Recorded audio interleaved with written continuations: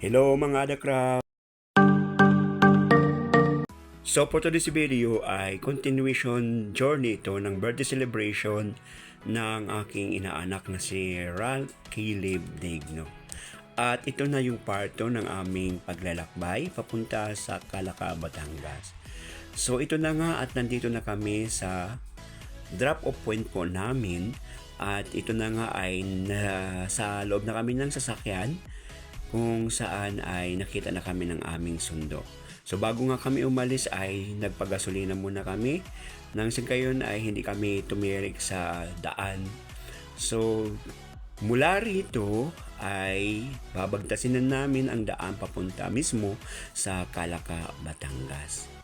Kami umalis ay sinigurado namin na sa ayos na ang lahat nang sa gayon ay hindi kami magka-problema habang kami ay nagbabiyahe papunta sa Calaca, Batangas. At ito na nga at nagsimula na kaming maglakbay tungo sa lugar na kung saan kami ay magkikita-kita ng aming kumare na si Maring Rosalie Digno. Ang daan nga ay nagkukwentuhan ulit kami tungkol sa mga pangyayari sa trabaho, sa mga kaibigan, at sa mga kasama namin sa trabaho.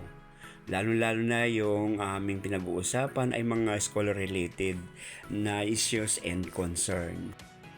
Ito ngang nagsundo sa amin ay kapatid ni Paring Digno, bunsong kapatid ni Paring Digno, si Jayan, na tinatanong namin kung saan siya natutong magmaneho at sinabi naman niya na tinuruan lamang siya ng kanyang tatay at ng kanyang kuya Joel. At ito na ipapasok na kami mismo sa lugar kung saan ito ang dadaanan namin papunta mismo sa Calaca, Batangas. Bali, shortcut nga po ito papunta sa kanila. Madadaanan namin ang isa sa pinakasikat na bundok dito sa Batangas, ang Mount Batulao. Isang daan kasi na papunta sa kanila ay sa mismong bayan. So dadaan ka sa balayan and then may shortcut doon papunta sa kanila para punta sa Calaca, Batangas. Yun nga lamang ay medyo mas mapapalayo kami ng konti. Kaya dito namin piniling dumaan sa mismong paanan ng bundok ng Mount Batulao nang sa gayon ay makita rin namin kung gaano kaganda ang kilalang bundok na ito na talaga namang dinadayo ng mga nag-hike or mga umaakyat ng bundok.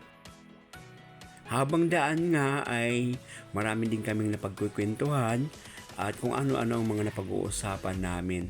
Related na rin sa mga sa kaganapan na mangyayari dito nga sa birthday celebration ng aking inaanak na si Ralph Caleb Digno. At habang nasa daan nga kami ay talagang tinitingnan ko ang lugar na ito kasi sa mga pangalawang pagkakataon ay nakita ko na naman kung gaano kaganda ang lugar ng Calaca, Batangas. Talagang nakakamangha naman ang kagandahan ng kapaligiran. Makikita mo kung gaano napapangalagaan ang lugar na ito. Bagamat umuunlad ang Batangas, ay hindi pa rin nakakalimot ang mga Batanggenyo na pangalagaan din ang kanilang kapaligiran. Dapat naman talaga ganon nang sa gayon ay hindi tayo sisingilin ng ating kapaligiran. Kapag kasi ay inaabuso natin ng ating kapaligiran, kadalasan ang ibinabalik nito ay kapahamakan. Lagi nating tatandaan sa anumang bagay na pang-aabuso ay may kapalit na kaparusahan. Kaya nararapat lamang na isalang-alang kung paano natin mapapangalagaan ang ating kapaligiran. Nang sa gayon ay hindi natin pagsisisihan kung ano man ang ibabalik sa atin ng ating kapaligiran. Sa loob nga ng sasakyan ay medyo nagtatawanan nga kami dahil sa nararamdaman namin na paikot-ikot yung daan at medyo nakakatakot yung gilid ng daan kasi medyo matarik ang mga lugar na kung nakikita namin at kapag hindi magaling yung nagmamaneho ay maaaring mapunta sa kapahamakan. Kaya nagtatawanan kami na para lang mawala yung takot namin nang sa gayon ay makarating kami ng ligtas at hindi namin isipin na may mayroong mangyayaring masama sa amin. Ganun pa man ay nawawala din naman yung takot namin dahil sa ganda nga ng kapaligiran. Sabi namin sa aming driver na kunting ingat at medyo nga matatarik ang mga lugar na nakikita namin. Baka sa isang iglap ay mapunta kami sa bangin. So hindi naman namin hinihingi yan, pero kadalasan dapat ganun ang ginagawa ng mga nagmamaneho. Ilang saglit na nga lamang ay nakita na namin ang bundok na kilala sa Batangas. Ito nga yung tinatawag nating Mount Batulao, na talaga namang dinarayo ng ilan sa mga kababayan natin upang ito ay akyatin. Hindi nga namin napigilan na kumuha ng larawan nang sa gayon ay magkaroon kami ng souvenirs para i-post namin sa aming mga social media accounts. Hiningi na nga namin ang pagkakataon na kami ay minsan paunti-unti ay huminto sa mga lugar na may magandang view para makuna namin ang magandang tanawin na aming nakikita. Tumatalima naman ang aming driver na si Jian. Minsan nga ay talagang humihinto siya kung saan mas makukuhanan namin ng mas maayos ang mga kapaligiran. Sa aming pagpapatuloy sa aming paglalakbay ay talagang namangha kami ng lalo dahil sa magandang kapaligiran na aming nakikita habang binabagtas namin ang daan na ito papunta nga sa Calaca, Batangas.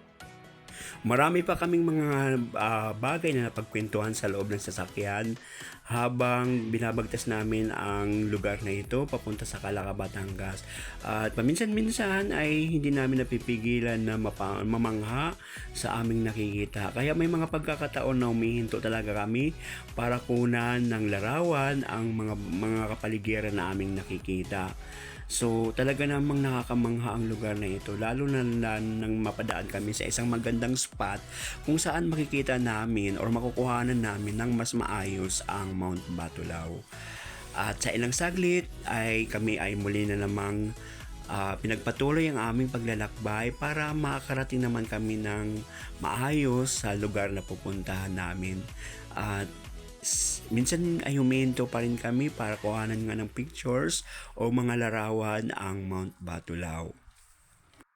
Kung ganitong kapaligiran ba naman ang makikita mo, di ka ba mamamangha? Talagang magtatanong ka sa sarili mo, talaga bang ito ay kailangang sayangin natin?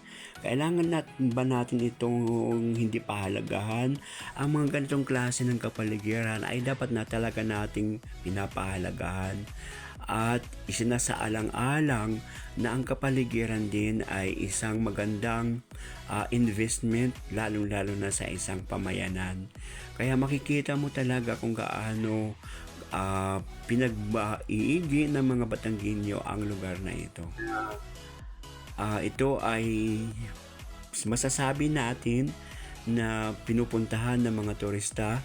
Makikita pa rin po natin kung gaano ka well preserve ang lugar na ito. Na siya namang dapat na mangyari kasi nga kapag wala tayong pagpapahalaga sa kapaligiran ay mayroon tayo talagang makukuha up na rewards, lalo-lalo na kung tayo ay nagmamalasakit sa ating kapaligiran.